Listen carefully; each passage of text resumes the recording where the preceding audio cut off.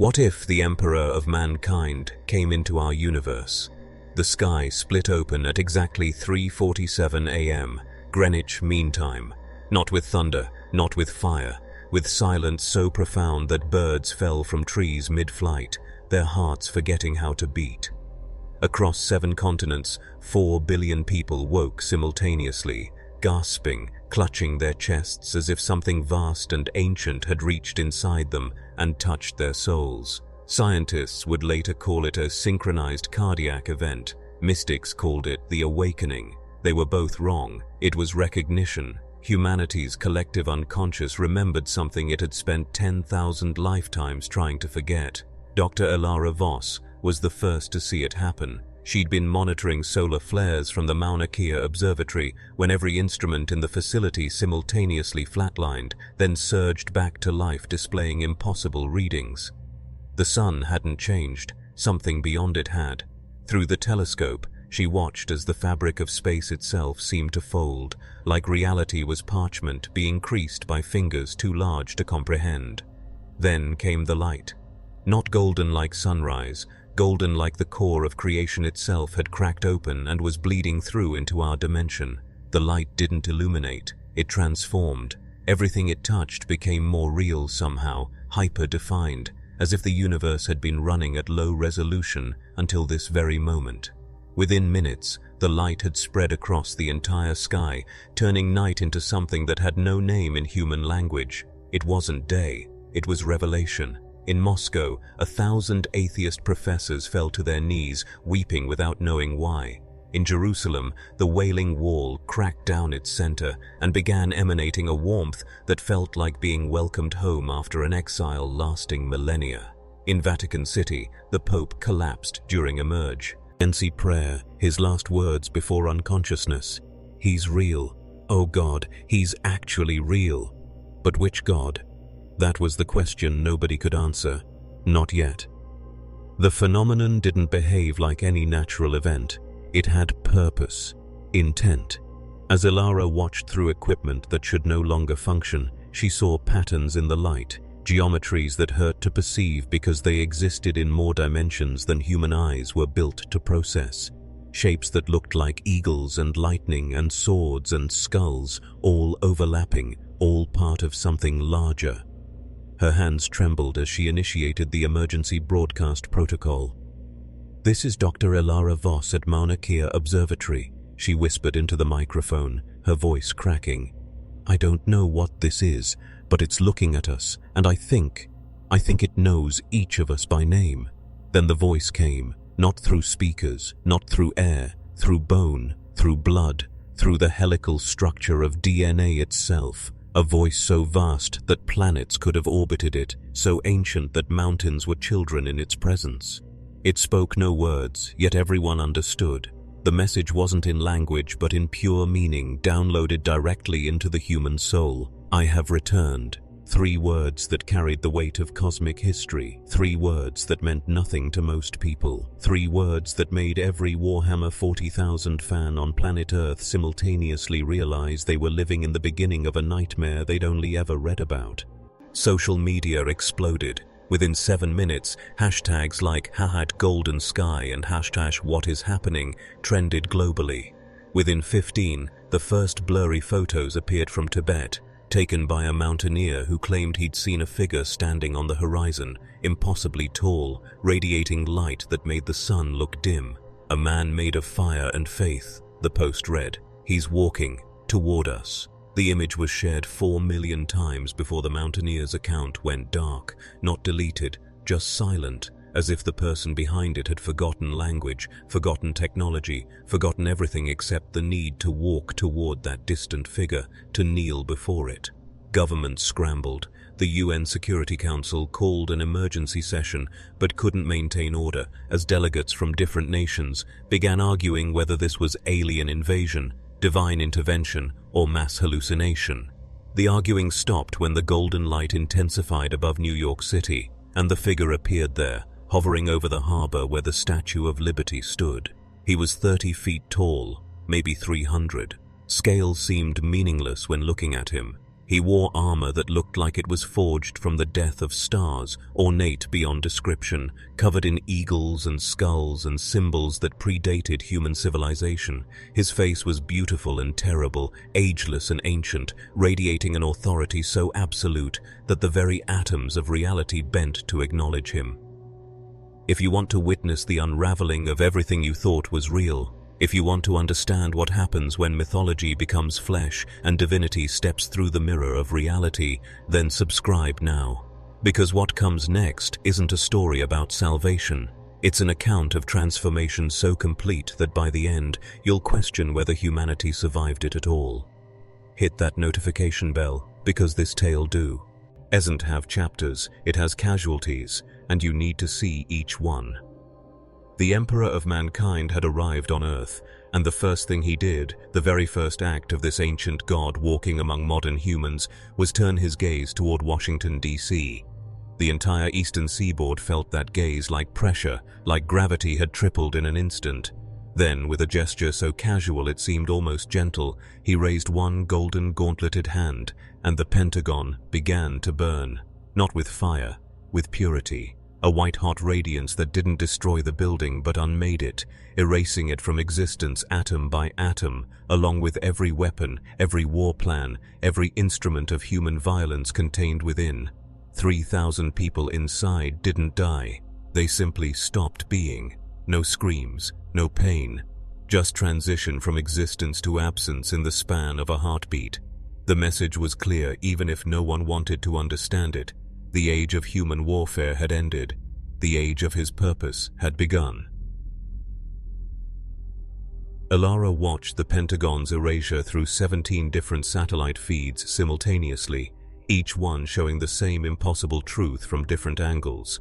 Her scientific mind tried to categorize it, to find natural explanations, but physics had stopped applying the moment that golden figure appeared. She'd spent her entire career studying the cosmos, measuring the age of stars, calculating the expansion of space itself. None of it had prepared her for witnessing the arrival of something that predated cosmology, something that existed before the first light of creation. Her hands moved automatically, recording every data point, every measurement, even though the numbers made no sense. Temperature readings that showed negative Kelvin, gravitational signatures that suggested the entity weighed both nothing and everything, energy outputs that should have vaporized the entire planet, but I instead felt warm, almost comforting, like standing near a fireplace in winter.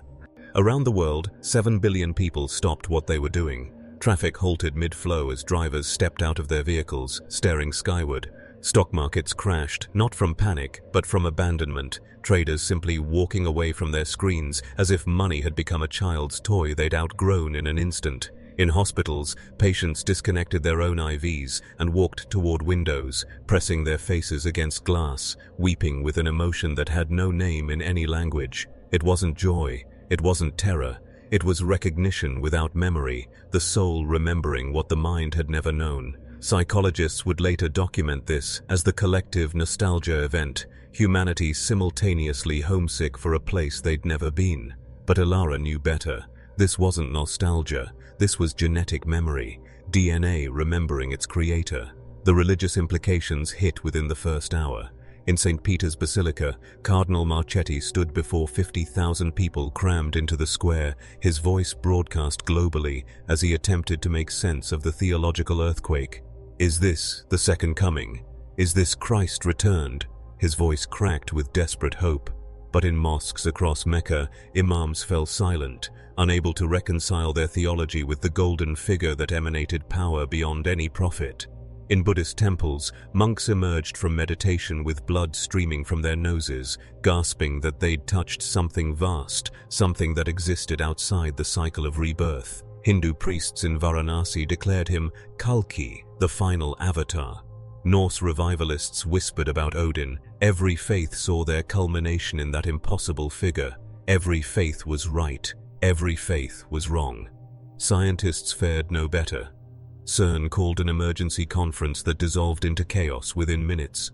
Theoretical physicists presented equations suggesting the entity existed in 11 dimensions simultaneously, Quantum biologists detected his presence in the entanglement of every particle on Earth, and cosmologists showed data proving he was outputting more energy than the entire observable universe had contained since the Big Bang.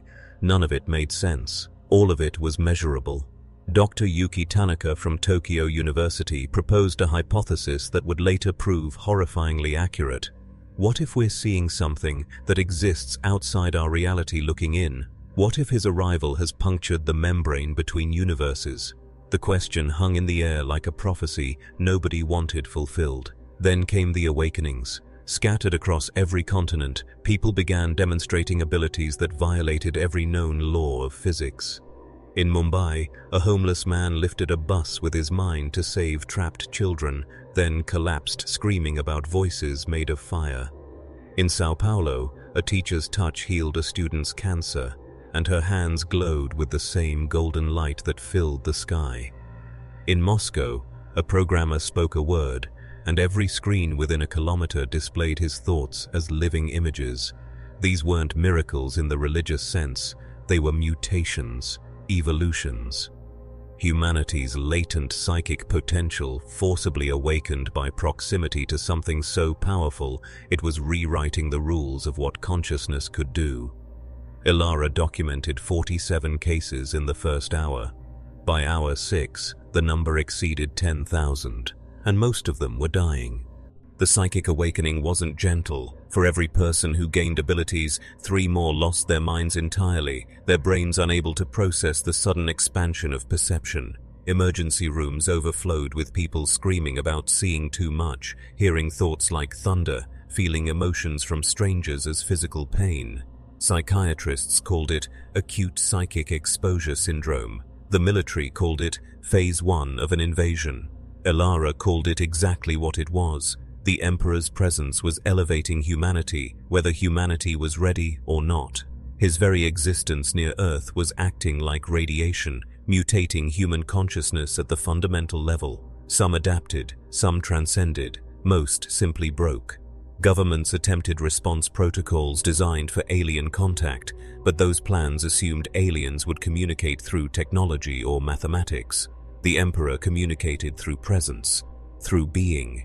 His location over New York Harbor meant the entire eastern seaboard existed in what scientists termed the radiance field, a sphere of influence where his psychic pressure was most intense.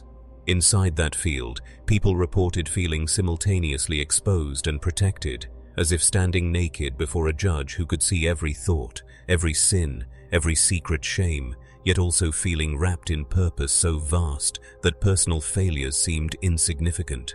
It was the feeling of being an ant, discovering it was part of something bigger. The relief of individuality ending, the horror of self-dissolving. Ilara made her first mistake then, the one that would define everything that followed. She spoke aloud, to her empty observatory, to the universe, to the golden figure she could see through her equipment standing motionless above the harbor. "What do you want from us?" she whispered, and he answered, not with words, with vision. Her consciousness was suddenly so, me where else, seeing Earth from orbit, watching as lines of golden light spread across the planet's surface like veins, connecting cities, nations, continents. She saw humanity not as individuals, but as cells in a single organism. She saw the species from his perspective, billions of fragments that could become one perfect whole. The vision lasted 3 seconds. When she returned to herself, she was on the floor, nose bleeding, tears streaming, understanding in her bones what he wanted. Unity, not the metaphorical kind, not cooperation or peace, actual unity. One consciousness, one will, one purpose. Humanity wasn't going to be saved, it was going to be completed, and that completion required the death of everything that made a person separate from the whole. He moved at dawn on the second day. The Emperor stepped from above New York Harbor onto solid ground, and the Earth itself shuddered in recognition. Seismographs across 3 continents registered the impact not as vibration, but as a pulse, rhythmic and deliberate, like the planet had suddenly grown a heartbeat. Each footstep resonated through geological layers, through the mantle, through the core, as if he was reminding the world who had shaped it in ages past. Witnesses described his movement as both glacially slow and impossibly fast, walking at normal pace yet covering miles with each stride, distance bending around him like space itself was eager to bring him where he needed to go. He walked west, toward the heartland, toward the center of America, and nobody could explain why that direction mattered until the prophets started screaming. The prophets weren't holy men, they were ordinary people whose minds had cracked open under the psychic pressure. Their consciousness expanded beyond the ability to process individual thought. In Seattle, a barista named Marcus Chen stood on a coffee shop table and spoke in a voice that carried for blocks without amplification, his words appearing simultaneously as text on every phone in the city. He walks the ley lines of faith. He follows the rivers of human belief carved into the earth by 10,000 years of prayer. In Cairo, an engineer named Fatima al-Rashid stopped traffic by standing in the street, her eyes bleeding golden light as she drew a map in the air with burning fingers, showing the path he would take across continents. The maps matched perfectly. He was walking the invisible roads that connected every place humans had ever worshipped, every sacred site, every location where faith had soaked into the soil like blood. He was claiming them, rewriting them, making them his. Elara tracked his progress from Mauna Kea, watching through satellites as the golden figure crossed through New Jersey, Pennsylvania, Ohio. Everywhere he passed, reality changed, not violently, almost gently. Trees grew straighter, their bark developing subtle geometric patterns like circuit boards. Rivers ran clearer, their water taking on a faint luminescence. The air itself seemed to crystallize, becoming sharp and pure in a way that made breathing feel like drinking light. Animals behaved strangely, predators and prey standing side by side, all facing the same direction, all watching him pass with eyes that reflected golden fire. It was beautiful. It was wrong. Nature was bending to his will without any visible force being applied, as if the natural world recognized him as its rightful architect and was correcting itself to match his design. People couldn't resist the pull by the Tso. The third day, his path was lined with millions walking alongside him, keeping pace somehow despite his impossible stride. They came from cities, from farms, from suburbs, abandoning jobs and families and lives to join what became known as the Golden March. News helicopters captured footage of the procession from above, showing a river of humanity flowing west, all walking in perfect synchronization without any coordination, their footsteps falling in rhythm with his. Elara watched interviews with people who'd joined the march. They all said the same thing, variations on a single theme. I had to go, not wanted to, had to, like my legs knew the way before my mind decided. One woman, a doctor from Pittsburgh, stood before cameras with tears streaming and said something that haunted every broadcast. I left my daughter in her hospital bed, she's dying, and I walked away. I couldn't stop myself. What is he doing to us? The answer came from the awakened psychers, the ones whose minds had survived the initial expansion. They could feel what ordinary humans couldn't, could perceive the invisible architecture he was building. Dr. Sarah Chen, one of the few psychically awakened scientists still capable of coherent speech, explained it in an emergency UN broadcast that Elara watched with growing dread. He's not controlling people. He's resonating with something already inside them. Every human has a genetic memory of him, a pattern written in our DNA that recognizes his authority at the cellular level. We're not being forced to follow. We're remembering that we're supposed to follow. Our bodies remember him as creator, as father, as the one who designed our species. Free will isn't being overridden. It's being reminded that it was always conditional. The broadcast ended with Dr. Chen collapsing mid-sentence, her nose fountaining blood as her expanded consciousness encountered something too vast to contain. Weather patterns began shifting on the fourth day. Meteorologists watched in confusion as storm systems that should have been chaotic started moving in geometric formations, arranging themselves in spirals and fractals around his position. Rain fell in patterns that looked almost deliberate, watering crops with perfect precision.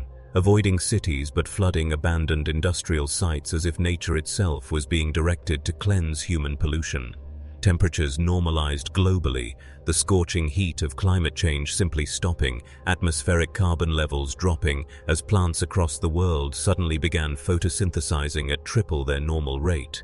Environmental scientists celebrated for approximately 6 hours before realizing the horror underneath the miracle. He was optimizing Earth, making it efficient, turning a chaotic living system into a garden designed for a single purpose, supporting maximum human population under unified control. The planet wasn't being saved, it was being terraformed into a factory for producing worshippers. Then came the night. He stopped in Kansas, standing in a wheat field that stretched to every horizon. The Golden March had swollen to 20 million people by then, a carpet of humanity surrounding him in concentric circles that extended for miles. Elara had driven from Hawaii, compelled by scientific curiosity that felt increasingly like divine summons, setting up equipment on a hill 3 miles from his position. Through thermal imaging, she watched as the temperature around him began to rise, not from heat but from something else, a warmth that registered on equipment but felt cold to human skin. The sky above him opened, not splitting like before but peeling back like a curtain, revealing something behind the stars, a light that wasn't light, a darkness that wasn't dark, a realm where physics screamed and died, where mathematics became prayer, where the laws of nature were suggestions he'd written and could rewrite at will. Scientists would later identify it as a wound in space-time, a tear in the membrane between dimensions. Mystics called it the warp. They were describing the same thing. Elara felt it then, standing on her hill with equipment sparking and failing around her, felt the pressure of something immense trying to push through that wound into reality. She saw shapes in the tear, forms that hurt to perceive, entities made of concepts rather than matter, feeding on human emotion like sharks drawn to blood in water. The Emperor stood beneath that wound like Atlas holding back the sky, his presence the only thing preventing those entities from flooding through into Earth. She understood with sickening clarity. He hadn't come to conquer humanity. He'd come to protect it, but his protection required humanity's absolute submission, required every human mind to be locked into his psychic network, where emotions could be controlled, where faith could be weaponized, where free thought could be eliminated. Because free thought, individual emotion, personal desire, these were the things that fed the entities in the warp. To save humanity from those monsters, he had to kill what made humans human. The choice was eternal slavery or extinction, and he'd made that choice for everyone without asking permission. The purges began on the 7th day, not with proclamation or warning, but with fire that burned wrong. In Las Vegas, the entire strip ignited simultaneously, every casino, every hotel, every monument to excess consumed by flames that were gold instead of orange, cold instead of hot. 50,000 people inside didn't burn. They vanished, erased from existence as thoroughly as the Pentagon had been, leaving behind buildings that collapsed into ash so fine it looked like snow. Survivors spoke of feeling a judgment pass over them, a presence that looked inside their souls and weighed what it found there. Those who'd built fortunes on addiction, on exploitation, on making profit from human weakness, they were the ones who disappeared. The dealers, the cleaners, the waitresses who'd simply needed jobs, they walked out of the golden fire untouched but changed, their eyes reflecting light that hadn't been there before. Elara documented the pattern as it spread globally. In Dubai, towers built by slave labor crumbled to dust in minutes, the corrupt developers inside them simply ceasing to exist, while the enslaved workers found themselves suddenly free, standing in rubble that sparkled like crushed diamonds.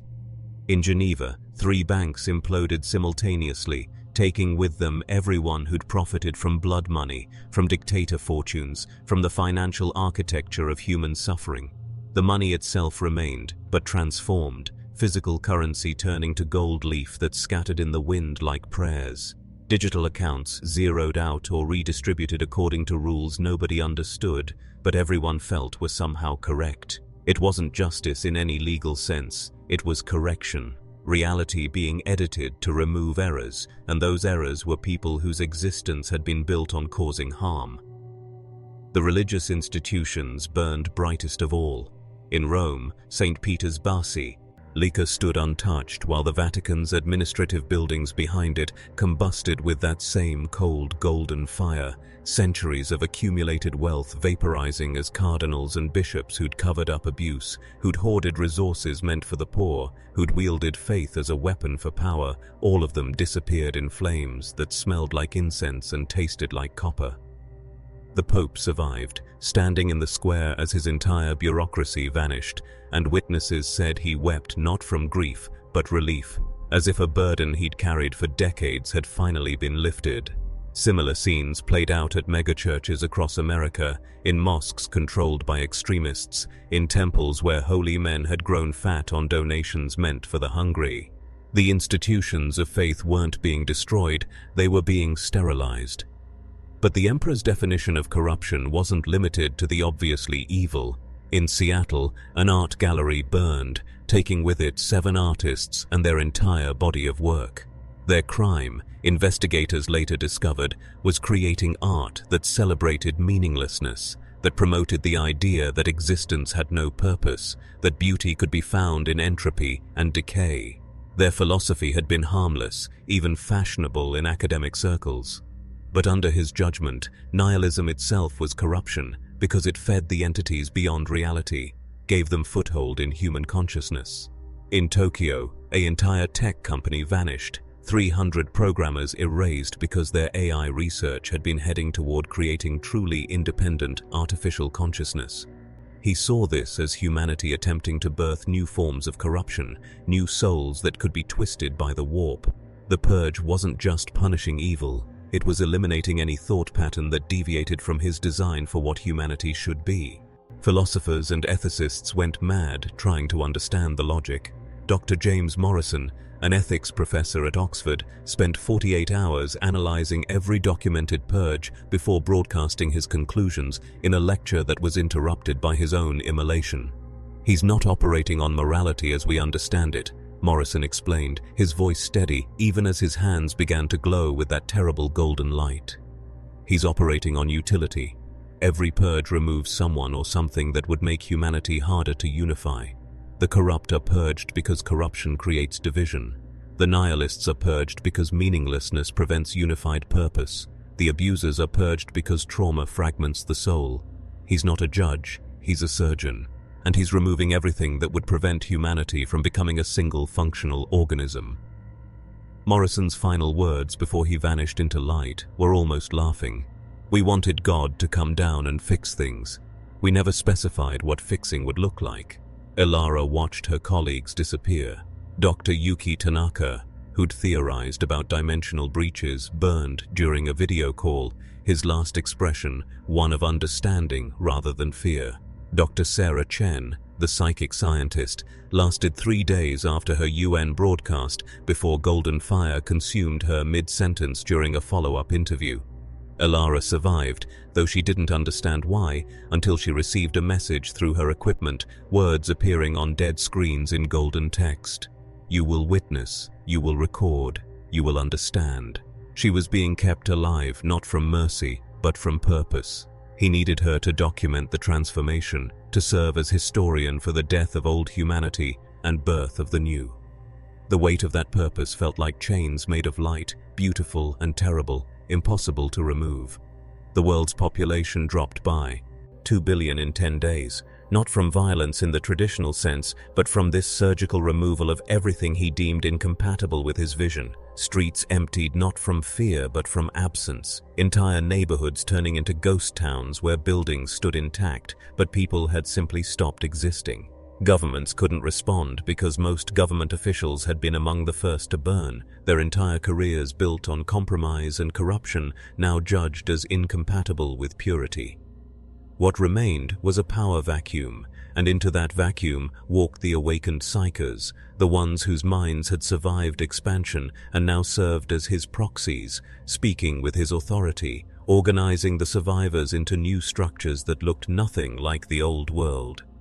Cities began to reorganize themselves according to patterns that made no logical sense but felt right to people living in them. Buildings were abandoned or repurposed based on criteria nobody could articulate, but everyone understood. In what had been New York, people spontaneously began constructing new architecture without blueprints or coordination, raising structures that looked like cathedrals designed by mathematicians, all angles and golden ratios, spaces optimized not for human comfort, but for psychic resonance. The Awakened explained it in terms Ilara barely comprehended.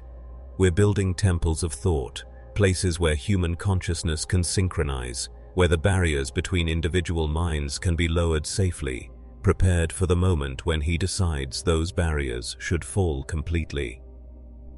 They spoke of this coming unity with joy. Ilara recorded their testimonies with hands that wouldn't stop shaking, understanding she was documenting a species learning to celebrate its own extinction. On the 15th day, he stopped moving.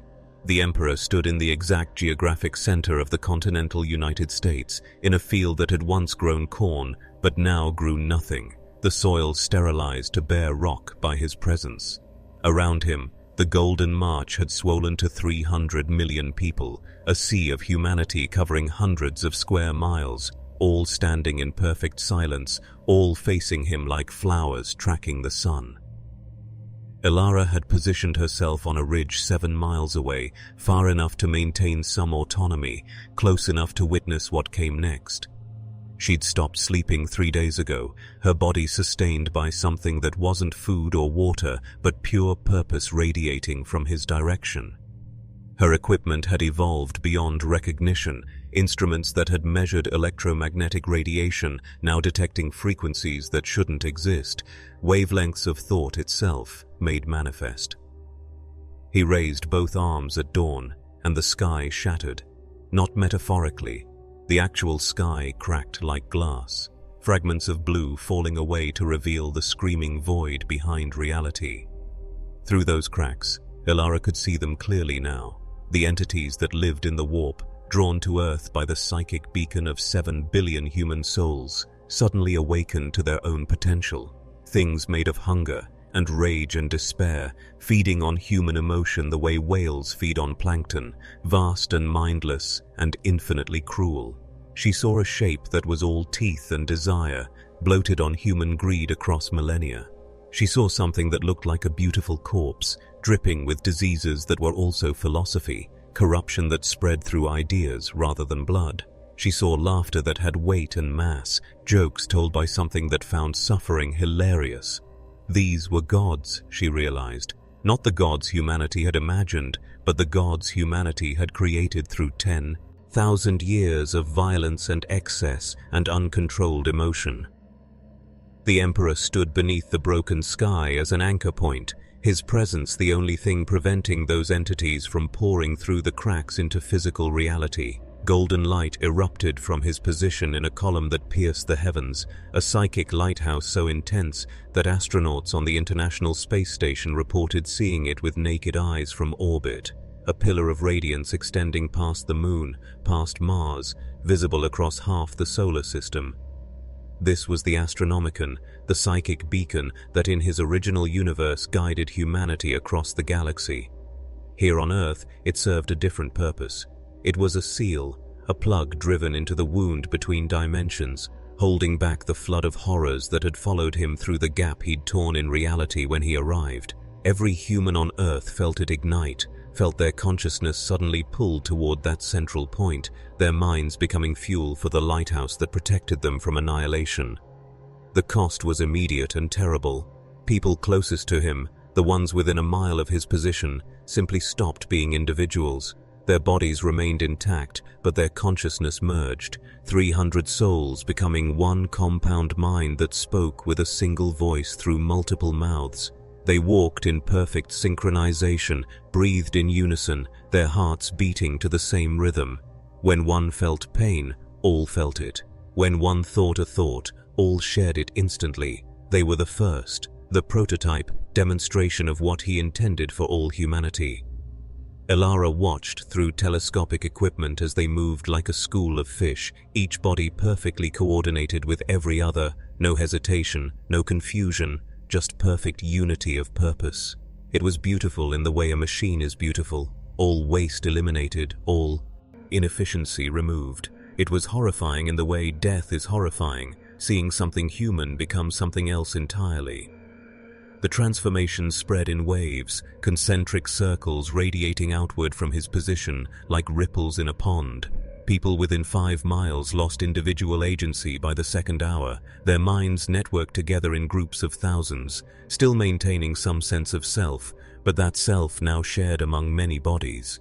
Within 10 miles, people reported feeling thoughts that weren't their own, emotions bleeding across the boundaries of identity, the walls of skull and skin becoming permeable to consciousness.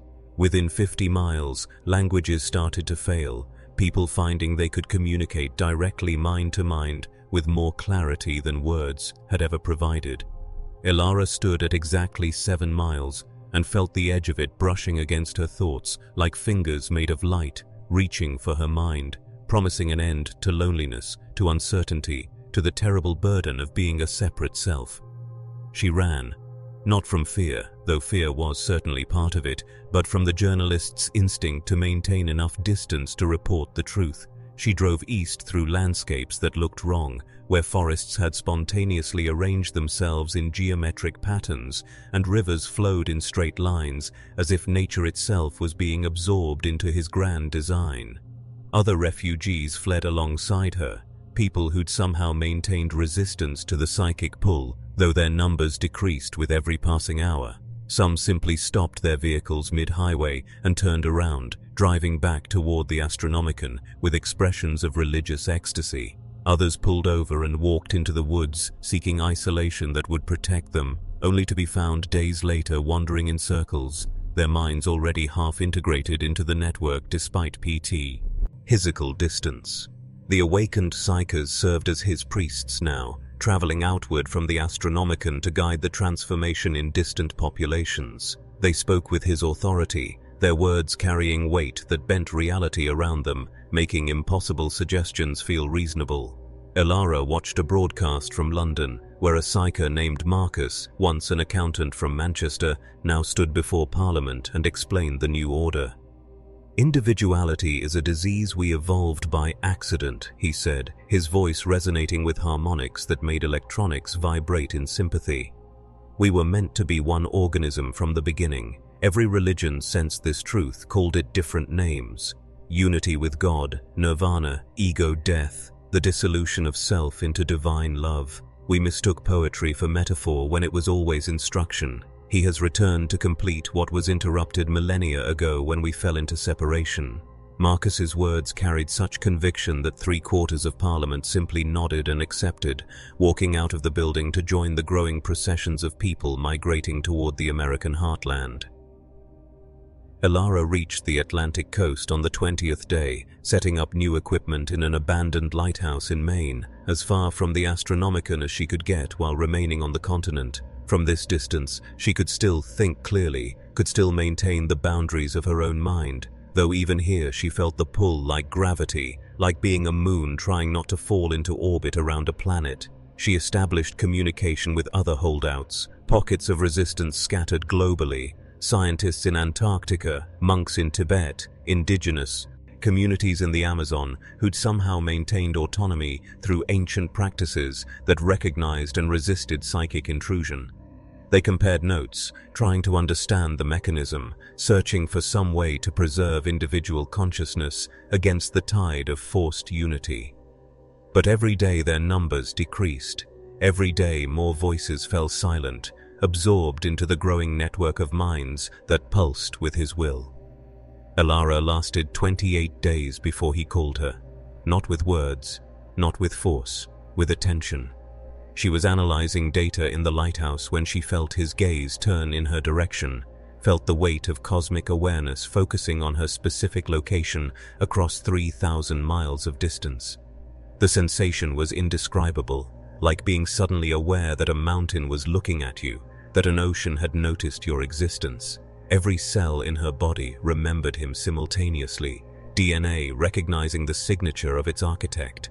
and she understood with absolute certainty that he had always known exactly where she was, had allowed her distance, had permitted her isolation for reasons that served his purpose. The telescope through which she'd been observing the Astronomicon suddenly reversed its function, and through it she saw him, not as an image, but as presence, his golden eyes meeting hers across impossible distance.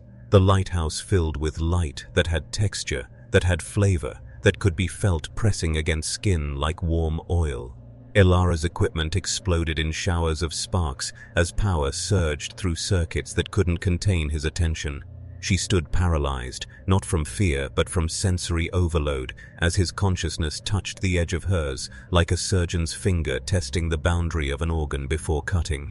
In that moment of contact, she experienced his perspective, saw herself as he saw her, a cluster of neurons fiery, nung in patterns, a collection of memories and traumas and hopes, all reducing down to pure information, readable, analyzable, ultimately irrelevant, except as a single data point in a species-wide equation. She was important only in that she represented a problem to be solved, a last fragment of resistance that needed understanding before it could be absorbed. Then, he showed her everything. Not through vision, but through experience, her consciousness forcibly expanded to perceive what he perceived. She saw Earth from orbit, saw the golden light spreading across continents like mycorrhizal networks, connecting minds the way fungus connects trees in a forest floor. She saw the warp, that screaming dimension of pure emotion, pressing against reality with hunger that had no bottom, entities within it that would feast on humanity's souls forever if given the chance. She saw alternate timelines, possibilities branching in every direction, futures where the warp broke through and humanity became food for demons, futures where humans tried to fight and were scattered across millennia of suffering, futures where resistance fractured into endless holy wars. In every timeline where humanity remained separate, where individuals maintained autonomy, the species ended in horror. Only in unity was there survival. Only in submission was there salvation. The vision shifted, showing her the Imperium he'd built in another universe, a galaxy-spanning empire of trillions, where humanity had survived for 10,000 years through absolute control, through eliminating every deviation, through transforming the species into a machine of faith and violence that could hold back cosmic darkness. She saw worlds burned for heresy, saw billions sacrificed daily to power the Astronomicon, saw entire generations born, indoctrinated, and killed without ever experiencing a single moment of individual thought. She saw the suffering, the cruelty, the endless grinding horror of existence under his rule. And beneath it all, she saw the mathematics that proved it worked, that showed this nightmare empire surviving when every gentler alternative had failed. He wasn't cruel, he was practical. Humanity's survival required humanity's death, the species or the individual, never both. When the vision released her, Elara collapsed to the lighthouse floor, blood streaming from her nose and ears, her body convulsing as her nervous system tried to process stimulus it wasn't designed to handle. She lay there for hours, or maybe minutes, time having lost meaning after touching consciousness that existed outside duration. When she finally regained enough control to move, she found herself changed, not integrated into the network, not yet, but marked by the contact, her thoughts now visible to him whenever he chose to look, her resistance meaningless because he could simply wait for it to erode. She was a terminal patient who'd just received her prognosis.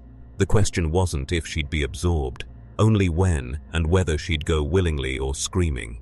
She tried to run again, stumbling out of the lighthouse into morning that looked too bright, colors too saturated, as if his attention had increased the resolution of reality around her.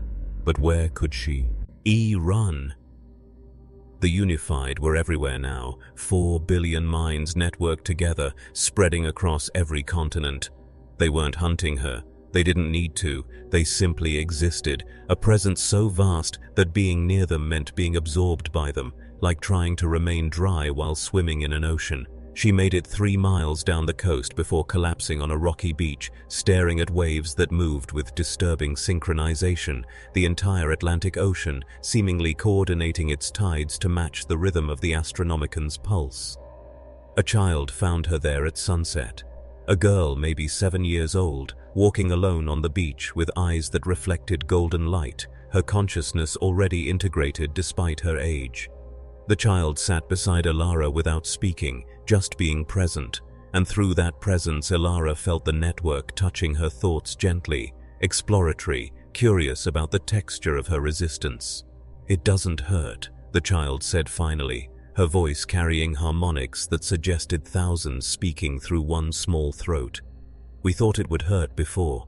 We were afraid of losing ourselves, but we didn't lose anything. We just became more. You'll understand when you stop fighting." The child's words carried such gentle certainty, such absolute conviction, that Elara found herself considering it, imagining what it would feel like to simply let go, to stop being alone, to merge into that vast, warm consciousness where suffering was shared and therefore meaningless. She sent the child away, managed to maintain enough autonomy to refuse the comfort being offered, and spent the night recording her final logs. She described the visions he'd shown her, documented the mathematical certainty that resistance meant extinction, explained in careful scientific language why his solution was the only viable option for species survival, even as every word felt like treason against her own humanity. She broadcast these logs to the few remaining holdouts, not as encouragement, but as warning. "He's not evil. That's what makes this so terrible. He's right. The universe he showed me is one where cruelty is efficiency, where compassion is weakness, where love itself becomes a tactical calculation in the game of species survival. And the math works. That's the horror we can't escape. He's proven that kindness loses, that mercy fails, that the only way to survive a hostile universe is to become something monstrous enough to match it." The last words she recorded that night, before her equipment finally died completely, would be quoted in what remained of human literature for the brief period before literature itself became obsolete. If you're listening to this, you're already too late, not because he's won, but because he was never fighting. This isn't conquest, it's inevitability. He didn't come to destroy our world, he came to show us the world we'd been living in all along. The real universe hiding behind the comfortable lies we told ourselves about meaning and purpose and individual worth. And once you see that truth, once you understand that chaos waits at every border of consciousness, ready to devour anything soft enough to feel love or fear or hope, there's only one logical response. You kneel, not from worship, from pragmatism. You surrender, are not your body, but your soul, because keeping your soul means losing everything else. The recording ended with the sound of waves, perfectly synchronized, counting down to the moment when even Elara's resistance would end. The holdouts in Antarctica lasted 33 days. Elara monitored their final transmissions from her lighthouse, listening as scientists who'd fled to the most isolated place on Earth discovered that isolation meant nothing against psychic reach. Their last message came from Dr. Heinrich Volkow, a physicist who'd spent 2 decades studying cosmic radiation in the frozen South. His voice cracked as he described what was happening to his team, how they'd started finishing each other's sentences, then thinking each other's thoughts, then forgetting which body belonged to which mind. "We're still physically separate," he reported, words slurring as if drunk on unity. "But we can't remember why that matters anymore. The boundaries feel arbitrary, painful even. Like wearing clothes that are too tight. He's not forcing us together. We're just realizing we were always meant to be one thing that got broken into pieces." The transmission ended with laughter, multiple voices overlapping in perfect harmony, before dissolving into static that sounded almost musical. Tibet fell on day 36. The monasteries that had stood for centuries, homes to monks who'd spent lifetimes mastering control of their own consciousness, couldn't resist a presence that operated on fundamental layers deeper than meditation could reach. The Dalai Lama's final statement, broadcast from Lhasa before the network consumed him, carried bitter understanding. "We sought enlightenment through the dissolution of ego. We practiced for decades to achieve what he forces upon us in moments. But enlightenment was supposed to be a choice, a path walked willingly through suffering toward liberation. This is not liberation, this is being swallowed. The destination looks the same from a distance, but the journey was everything. Without the journey, without the choice, this is not awakening, it is merely ending. His words carried such profound sadness that listeners across the world wept, understanding they were hearing the death of 10,000 years of spiritual seeking. The Amazon tribes lasted longest, protected by something in their ancestral practices that Alara couldn't quantify scientifically. Shamans who'd maintained connection to pre-modern consciousness, whose minds operated on frequencies the modern world had forgotten, found ways to slip between the network's attention like fish evading nets. But protection only delayed the inevitable. Alara received their final message through channels that predated digital communication, transmitted through methods that looked like ritual but functioned as technology. Images burned into her mind during a dream that wasn't quite dream. She saw the chief of the Yanomami standing in rainforest that glowed with bioluminescence, speaking to her across distance through pure will. The forest taught us that all living things are connected. We thought we understood unity, but his unity is not the web of life, it is the web sea. Consuming the spider, we are being digested. The vision ended with the forest itself changing, trees rearranging into geometric perfection, organic chaos becoming crystalline order. By day 40, only scattered individuals remained autonomous, and Alara understood she was among them, not from strength, but from his permission. He was using her as a case study, observing how long a human mind could maintain resistance when shown absolute proof of resistance's futility. She'd become an experiment, a data point in his analysis of human psychology, allowed to watch the world transform so he could measure her breaking point. The knowledge should have been humiliating. Instead, it was almost comforting. At least her suffering had purpose. At least her individual agony meant something in the grand equation, even if what it meant was merely, this is how long it takes to break someone who's seen too much. The Unified began construction projects that transformed continents. Alara watched through satellite feeds that still functioned, transmitted through networks that now served his purposes rather than human commerce. In North America, cities were being deconstructed and rebuilt as enormous mandalas visible from orbit. Millions of people working in perfect coordination without blueprints or plans, each individual knowing their exact role in a design too vast for any single mind to comprehend. In Asia, forests were planted in patterns that looked random to human eyes but formed circuits when viewed from above, organic computer processors growing from soil designed to amplify psychic resonance. In Europe, the coastlines themselves were being reshaped, ocean and land redistributing according to golden ratios that optimized the flow of consciousness across geographical boundaries. The Unified didn't suffer. That was the detail that haunted Alara most. She'd expected to see slaves, to witness masses of people forced into labor against their will. Instead, she saw joy, genuine, uncomplicated joy that came from purpose so clear it eliminated all doubt. Workers building impossible structures did so with expressions of religious ecstasy. Their pain filtered through the network and distributed across billions of minds until individual suffering became negligible background noise.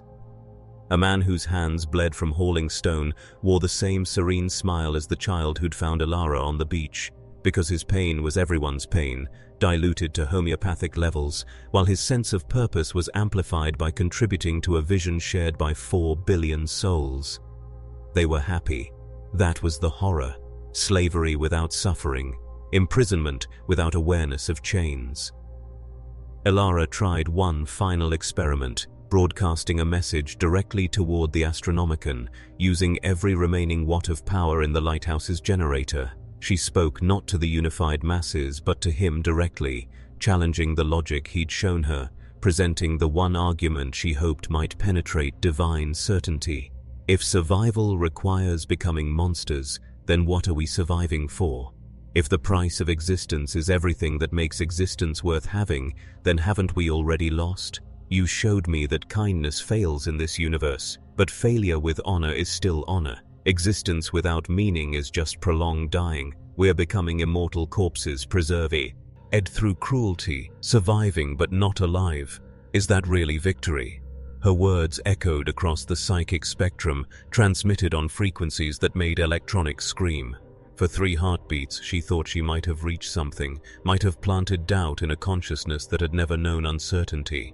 His response came instantly, not as words but as sensation, as understanding forced into her neurons like a hot wire. She felt his perspective on time, his view of millennia as moments, his experience of watching species rise and fall across galactic distances. From his vantage, kindness was a luxury afforded only to those who lived briefly enough to never see its consequences. Mercy accumulated as weakness across generations. Love became the lever that hostile forces used to destroy civilizations. He'd tried her way once, had built an empire on hope and progress and human potential, and watched it burn when that potential expressed itself as chaos.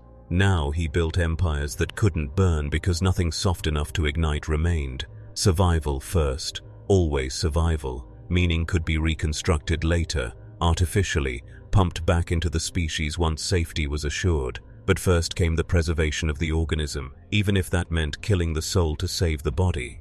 On day 45, Ilara stopped eating, not from despair, though despair was certainly present, but because her body no longer required food. The network's influence had reached even her isolated lighthouse, her cells learning to sustain themselves on psychic energy bleeding from the Astronomicon thousands of miles away. She stood before a mirror and saw changes that should have been impossible, her eyes reflecting faint golden light, her skin taking on a luminescence that made her look carved from alabaster, her movements becoming more fluid, as if gravity was negotiable rather than absolute. She was being transformed against her will, upgraded without consent, her biology rewritten to match his design for what humanity should be. The worst part was feeling grateful. Her body celebrated each change, DNA singing with joy at becoming what it had always been coded to become, even as her mind screamed at the violation. The world's population stabilized at 5 billion. 2 billion had been purged in the early days, their corruption eliminated like tumors excised from a body. Another 2 billion had died in the transition, their minds too rigid to accept unity, their consciousness shattering like glass under pressure they couldn't withstand. The remaining 5 billion existed as one organism with 5 billion sensory organs, each body a cell in a collective that thought with perfect coordination. They called themselves the unified humanity, though Ilara couldn't help thinking of them as something else, the first generation of a new species, as different from baseline humans as humans were from chimpanzees. Evolution forced at psychic gunpoint, speciation achieved in weeks rather than millennia. She maintained contact with one other holdout, a woman named Dr. Amara Okonkwo, who'd barricaded herself in a bunker beneath what had been Lagos. Amara's voice came through encrypty, channels that kept degrading, the network slowly learning to infiltrate even their hidden frequencies. They spoke like survivors of an apocalypse, sharing observations about the world ending around them, finding comfort in another voice that still belonged to a single mind. "I've been analyzing the pattern," Amara reported during their last coherent conversation. "He's not just unifying minds, he's optimizing them. The unified are smarter than we were, process information faster, solve problems that would have taken us years in seconds. He's not destroying humanity's potential, he's actualizing it. We're becoming what we could have been if evolution had continued for another 1,000,000 years. The tragedy isn't that we're dying, it's that we're being perfected against our will." Ilara watched the cities through her telescope, saw structures rising that made ancient wonders look primitive, pyramids that floated without visible support, their architecture somehow negotiating with gravity itself.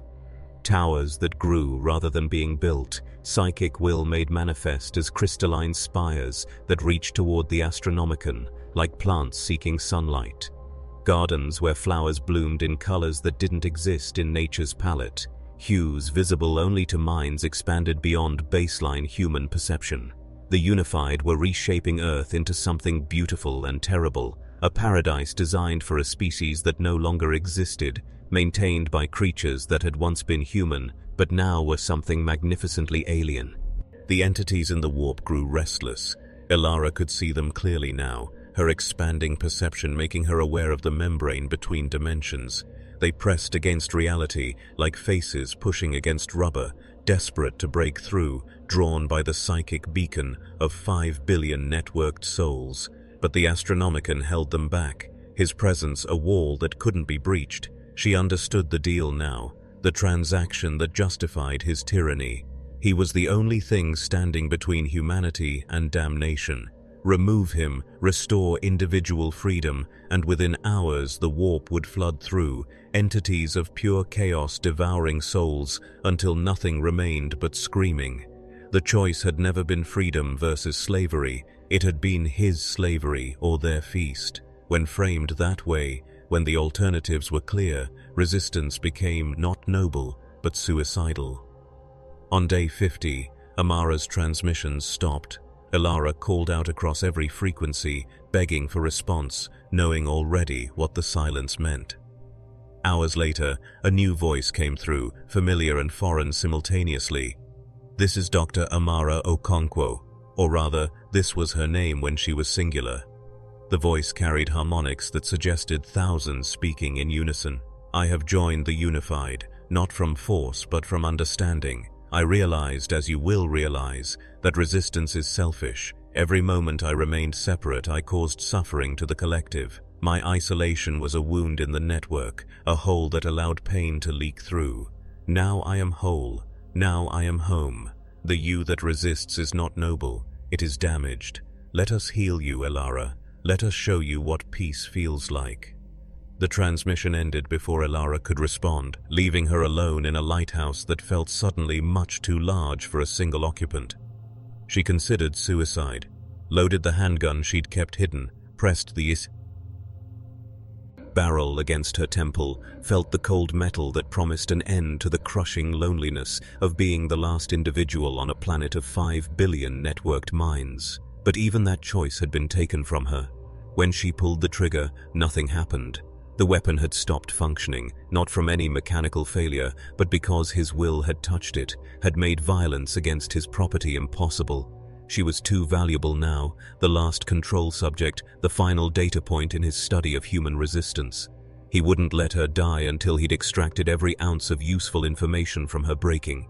She threw the useless weapon across the room and collapsed, laughing and weeping simultaneously, understanding she'd become the rarest thing in the universe, a museum piece, a specimen of extinct humanity preserved under glass for future study. That night, as she lay on the lighthouse floor staring at ceiling that seemed to pulse with faint golden light, Elara experienced something that felt like dreaming, but operated on levels deeper than sleep. She found herself standing in a vast chamber that existed in no physical space, surrounded by presences she couldn't see but could feel like pressure against her consciousness. These were the collective, the 5 billion minds unified, and they were waiting for her with something that felt like love. Not individual love, not the messy emotional attachment between separate beings, but the encompassing love of an organism welcoming back a lost cell. They showed her what she would become when resistance finally ended.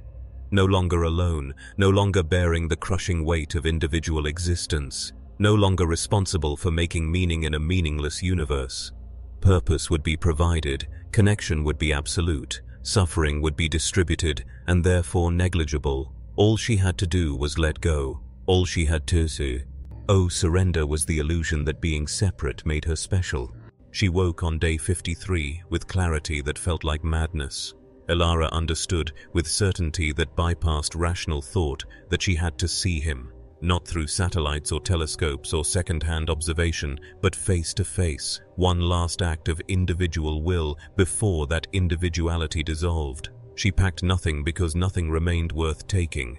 The lighthouse that had been her sanctuary felt suddenly like a prison, isolation transforming from protection into punishment. She walked out into morning that tasted of copper and honey, her legs carrying her west before her mind consciously chose direction. The pull was undeniable now, the Astronomicon's gravity claiming her like the moon finally surrendering to the planet's embrace. She was going home. That's what it felt like, impossibly, horrifyingly, going home to a place she'd never been. The landscape had transformed beyond recognition.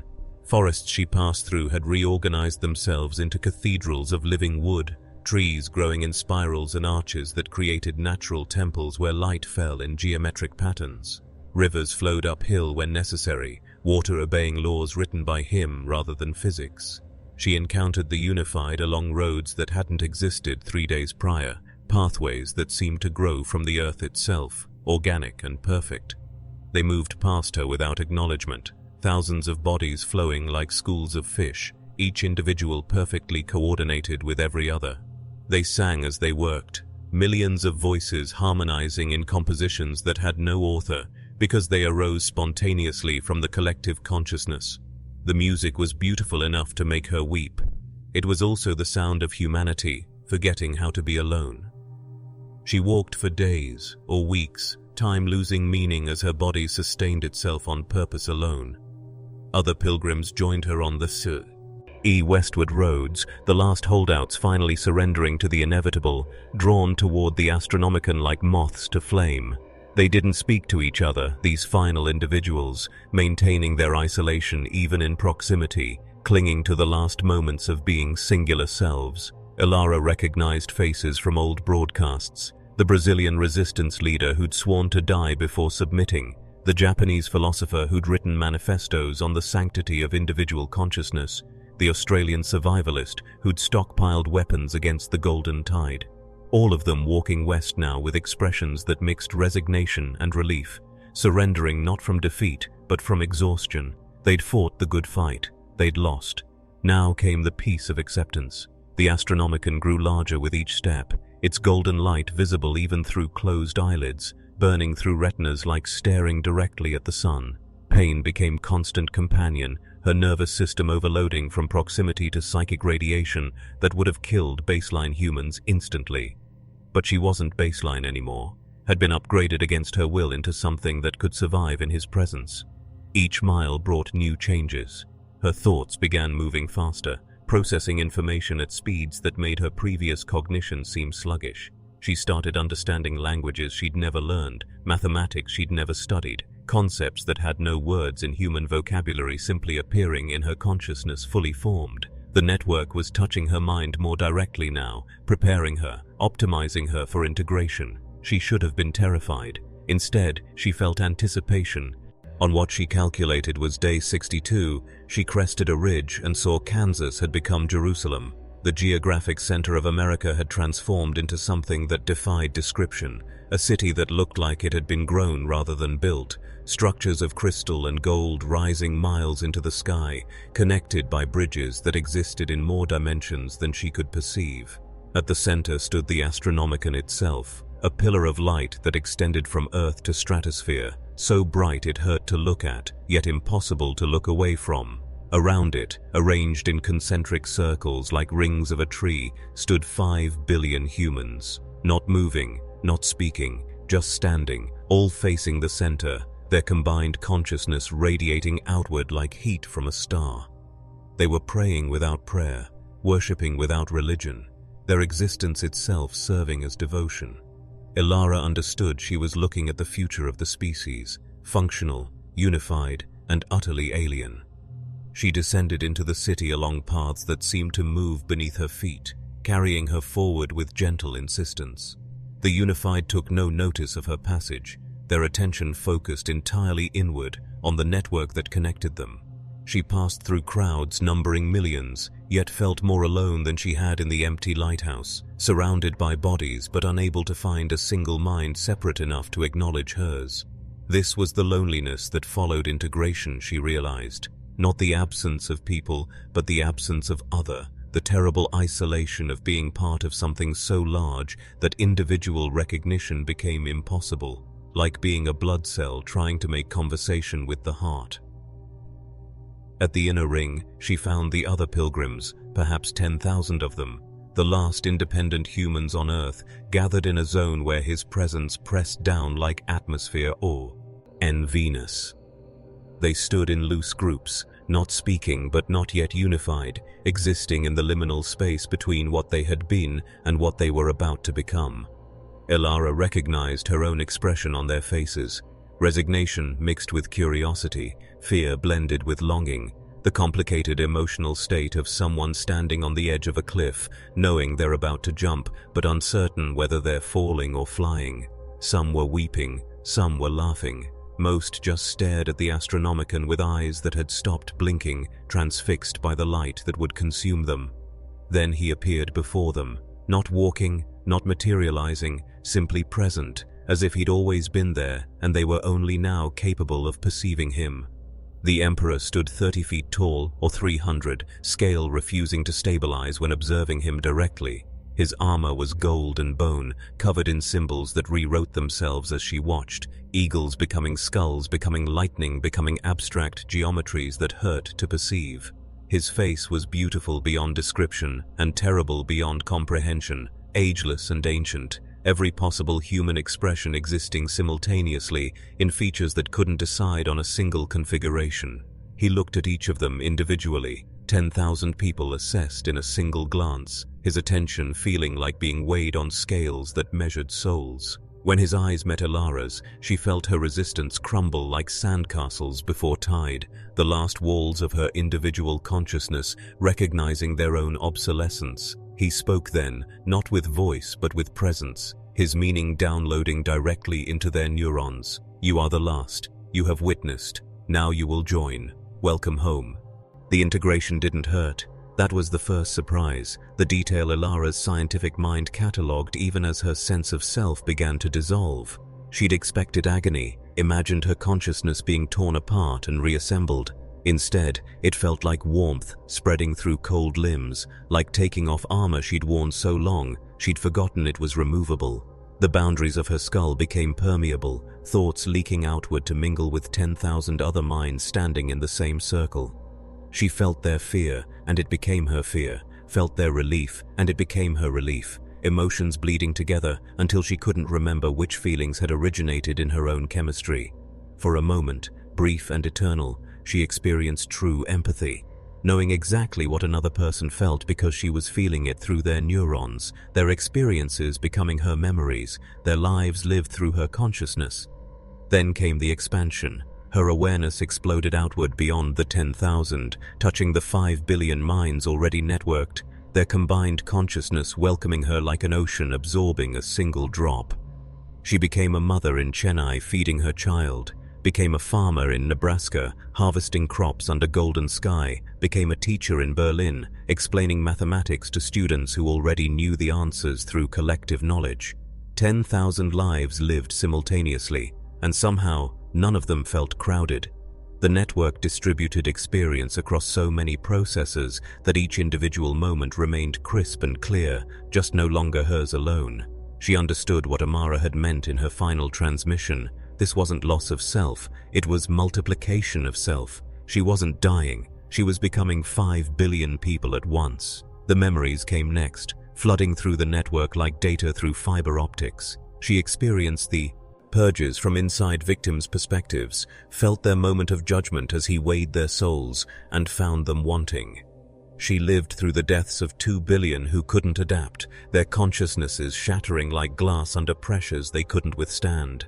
She felt the exact moment when each person surrendered, that instant when resistance transformed into acceptance, and tasted the complicated relief that came with it.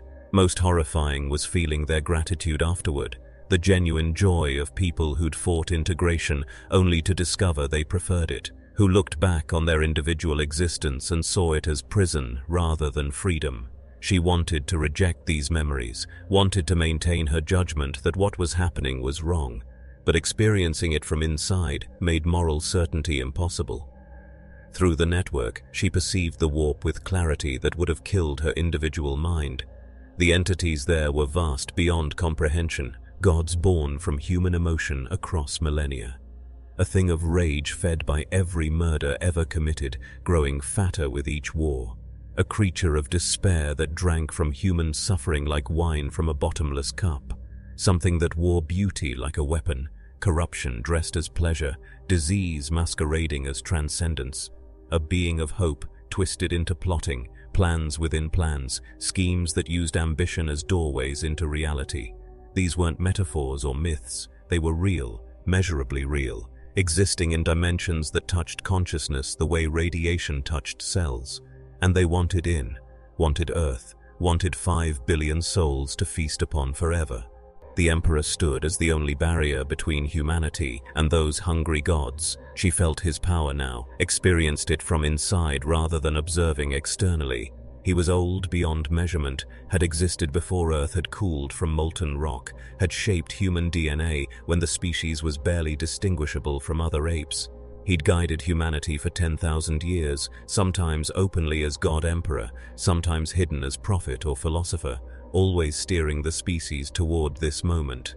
The Imperium he'd built in another universe had been a prototype, a test run, working out the logistics of species-wide control. Now, he'd come to Earth, his origin point, bringing that horrible knowledge with him, bringing also the warp, which had followed him through the tear, drawn by his psychic signature like sharks to blood.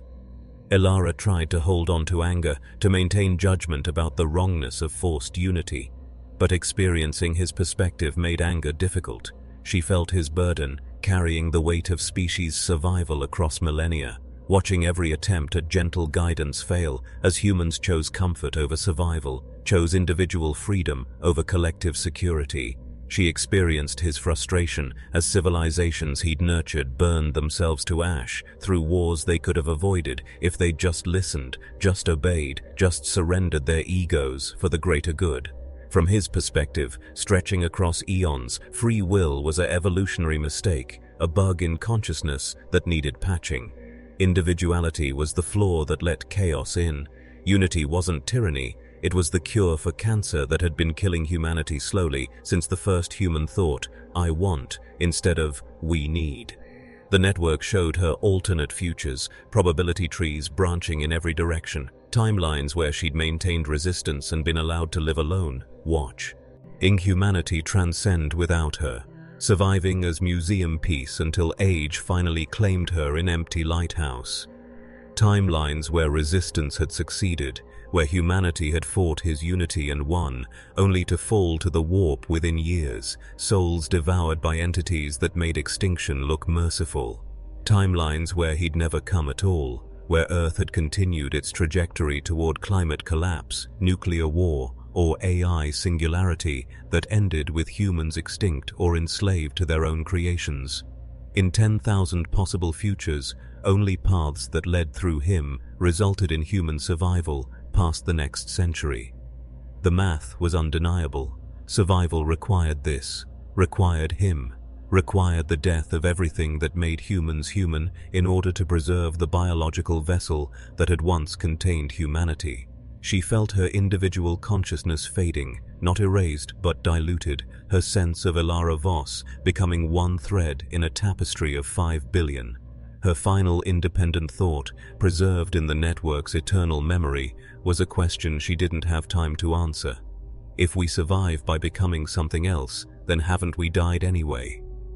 The thought dissolved before resolution, absorbed into the collective where it became everyone's question, examined from 5 billion angles simultaneously, debated across the network in computations that made philosophy look primitive. The collective decided the question was irrelevant. Survival was the only imperative. Everything else was luxury humanity could no longer afford. The last thing she experienced as individual Elara was looking up at the Astronomicon and understanding what it really was, not just a beacon, not merely a seal holding back the warp. It was a lighthouse warning humanity away from dangerous waters, showing them the only safe harbor, even if that harbor required surrendering everything they valued. It was a prison and a sanctuary, slavery and salvation, eternal damnation, and the only possible redemption. She wanted to say it was wrong, wanted to maintain moral clarity in the face of cosmic horror. But standing in its light, feeling the weight of 5 billion minds agreeing around her, understanding the mathematics that proved this was the only way, she found her conviction crumbling. Maybe he was right. Maybe kindness was a luxury the universe didn't permit. Maybe the only way to survive was to become monsters capable of matching the monstrous universe they'd discovered they lived in. Maybe. The question dissolved into the network before she could reach conclusion, her doubt becoming everyone's doubt, resolved through collective processing into acceptance. The human species had been invited to evolve or die. They chose evolution. Whether that choice was free or forced had stopped mattering the moment the sky turned gold. In observatories across Earth, now abandoned or maintained by bodies that remembered science but served only his purpose, instruments recorded the moment the integration completed. 5 billion and 10,000 souls networked into singular consciousness, Earth's population reduced to one mind, piloting 5 billion bodies. The planet glowed in frequencies visible from orbit, psychic radiation transforming it into a second sun. Satellites detected the change immediately. Humanity had vanished. Not extinct, but transcended, evolved past individual existence into something that had no name in languages designed for separation. They would build empires across the solar system. These unified humans would spread through the galaxy, would conquer and convert species after species, until all consciousness was networked, until free will was eliminated from the universe entirely. They would do this not from cruelty, but necessity, protecting reality from the warp one forced integration at a time. They would become the Imperium, and they would call it salvation. Before you go, before you close this tab and return to your comfortable illusions about meaning and purpose and free will, ask yourself one question. If a God offered you protection from infinite suffering at the cost of your soul, would you accept? Would you kneel? Because somewhere, in some dimension beyond the membrane of reality, something golden is watching our world, and it's learning,